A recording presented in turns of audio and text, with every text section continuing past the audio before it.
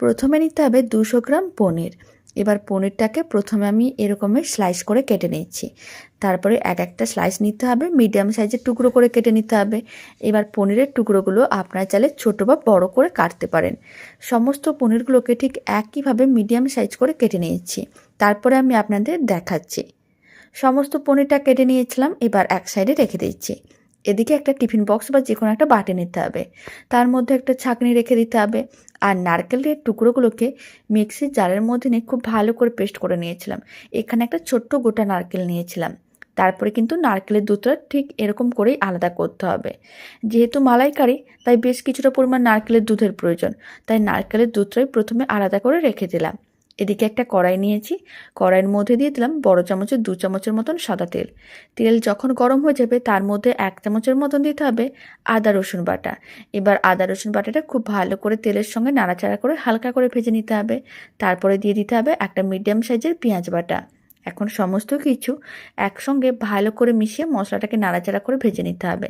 তারপরে অল্প করে একটু লঙ্কার গুঁড়ো আর হলুদ গুঁড়ো দিতে হবে, শুধুমাত্র কালারের জন্য, খুব বেশি না, একেবারে সামান্য পরিমাণ দিতে হবে। তারপর আবারও ভালো করে মিশিয়ে মশলাটাকে ভালো করে ভেজে নিতে হবে, যাতে মশলার মধ্যে কোনো রকমের কাঁচা গন্ধ না থাকে। যখন মশলাগুলো বেশ ভালো করে ভাজা হয়ে আসবে, তারপরেই পনিরের টুকরোগুলো দিয়ে দিতে হবে। পনিরের টুকরোগুলো আপনারা চাইলে আগে থেকেও ভেজে নিতে পারেন, আর না হলে মশলার সঙ্গে এইভাবে একটু নাড়াচাড়া করে ভেজে নিতে পারেন। সমস্ত পনিরের টুকরোগুলোকে এখানে আমি মশলার মধ্যে ভালো করে মিশিয়ে নাড়াচাড়া করে একটু ভেজে নিয়েছিলাম। এবার আমি নারকেলের দুধটা দিয়ে দিলাম। পুরো নারকেলের দুধটা একসঙ্গেই দিয়ে দিতে হবে। আর অল্প করে লবণ আর অল্প করে চিনি দিতে হবে। আপনারা চাইলে এই সময় অল্প করে একটু জলও দিতে পারেন। আর যদি নারকেলের দুধটা বেশি থাকে তাহলে জল দেওয়ার প্রয়োজন নেই। এইভাবেই সমস্ত কিছু ভালো করে মিশিয়ে নিতে হবে। তারপরে মিডিয়াম ফ্লেমে 4 থেকে 5 মিনিট রান্না করে নিতে হবে। আর শেষে দিয়ে দিতে হবে 1 চামচের মতন ঘি। তাহলেই রেডি হয়ে যাবে দারুণ স্বাদের পনিরের মালাইকারি। বাড়িতে বানিয়ে দেখতে পারেন, খুব কম সময়ের মধ্যে রেডি হয়ে যায় আর খেতেও ভীষণ ভালো হয়। এখন ফ্লেমটা লোতে রেখে খুব ভালো করে ঘিটা মিশিয়ে নিতে হবে।